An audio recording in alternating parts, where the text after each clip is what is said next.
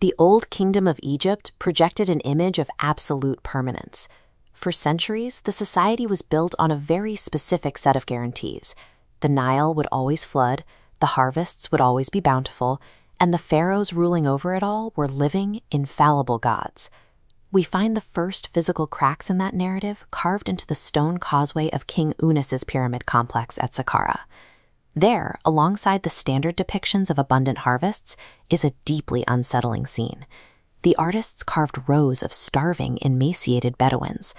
This was a stark admission from the royal court that chaotic forces and actual human suffering were gathering just outside the safety of the Nile Valley. That suffering soon breached the borders. By the end of the 3rd millennium BC, the annual Nile floods dropped severely. The water practically vanished. A failing harvest is bad for any ancient society, but for Egypt, it broke the core mechanism of their government.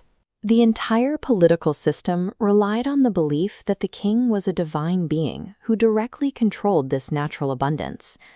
This concept of the divine king failed under King Pepe II.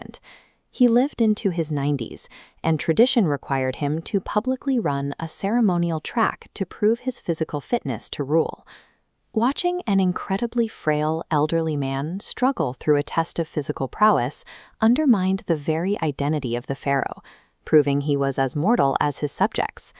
A starving population combined with a clearly human, vulnerable king stripped the central government of its authority.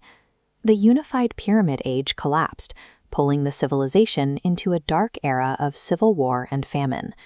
When the state religion and the royal court could no longer protect the population, people across the country took matters into their own hands. They turned to small-scale, localized magic. A common survival tactic was the creation of curse pots. Individuals would take a simple clay vessel and write out the name of an enemy, a rival, or an impending threat, using red ochre, a pigment closely tied to the forces of destruction. To activate the spell, they violently smashed the pot against the ground, an immediate physical ritual designed to symbolically obliterate whatever was threatening them. The political landscape adopted that same combative, self-serving mentality. The central state dissolved into isolated districts controlled by competing warlords. We can see this ego taking over in the tomb of a regional leader named Anktifi. He reduced the reigning pharaoh to a tiny, almost invisible footnote in the corner of his wall. Instead, Anktifi dedicated his massive inscriptions to himself, loudly claiming total credit for keeping his people fed while the rest of the country starved. The shared ideology that built the Great Pyramids was gone.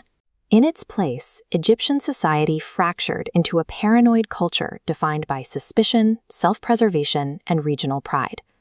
Over time, those regional power grabs consolidated into two warring factions. A dynasty of warlords in the north clashed against a rising southern power based in the city of Thebes. The psychological peak of this civil war happened at Abydos, the sacred burial ground of Egypt's very first kings. Northern troops invaded the site, intentionally set fire to the royal tombs, and destroyed the ancient mummies resting inside. The physical connection to their ancestors was severed. We know exactly how deeply this affected the population because centuries later, pilgrims were still visiting Abydos, leaving behind thousands of small clay pots filled with offerings in a desperate attempt to spiritually repair the desecrated ground. While the spiritual toll was heavy, the bodily cost of reunifying the country was brutal. In 1923, archaeologists excavating at Deir el-Bahari uncovered a sealed mass grave belonging to 60 soldiers who fought for the southern Theban leader Mentuhotep. Because the dry desert air naturally mummified their bodies, the forensic evidence is highly detailed. These men absorbed devastating blows: chest wounds from ebony-tipped arrows, blunt force trauma to their skulls, and tear marks from scavenging vultures. Mentuhotep's army ultimately won the civil war and forced the country back together, but this was a violent conquest, and the trauma of those centuries of conflict left a permanent scar on the national psyche. When the nation finally restabilized into what we call the Middle Kingdom, agricultural wealth returned, but instead of channeling those resources solely into peaceful monuments, the government prioritized aggressive border control. The ultimate manifestation of this defensive posture was the fortress of Buhen in southern Egypt. Designed to intimidate the local Nubian population and guard the gold supply, the scale of this mud brick complex was massive. The outer walls stood 11 meters high and enclosed an area large enough to fit 20 modern football fields. Massive forts like Buhen were designed for military sieges, yet they offered no protection against a slow economic infiltration. In the north, nomadic merchants from Palestine, the Hyksos, used the wealthy trade routes to settle in the delta. Over a century, they rose from foreign traders to high-ranking officials, eventually seizing control of the northern government from within. Trapped by foreign rulers, the Egyptians observed the superior military technology of their occupiers and successfully reverse-engineered it. They adopted a completely new weapon, the composite bow. Previous Egyptian bows were carved from a single piece of wood. This new design layered a wooden core with animal horn on the inside curve for compression and animal sinew on the outside for tension. This combination produced a firing speed and an armor-piercing accuracy they had never possessed before. By pairing this lethal, compact archery with another Hyksos introduction, the horse-drawn war chariot, the Theban army violently forced the occupiers out of Egypt entirely. Pushing the Hyksos out marked the beginning of the new kingdom. Egypt was no longer an isolated, peaceful society.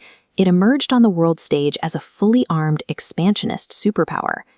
New Kingdom art abandoned the serene, static imagery of the Pyramid Age.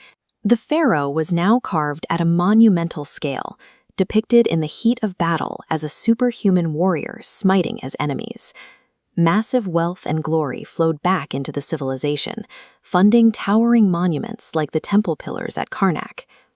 But the officials and priests commanding this empire were now driven by intense greed and a desire for absolute control. The legendary might of the later dynasties was a direct response to the trauma of the Dark Ages. Egypt evolved into a superpower because it survived a collapse that nearly destroyed its civilization.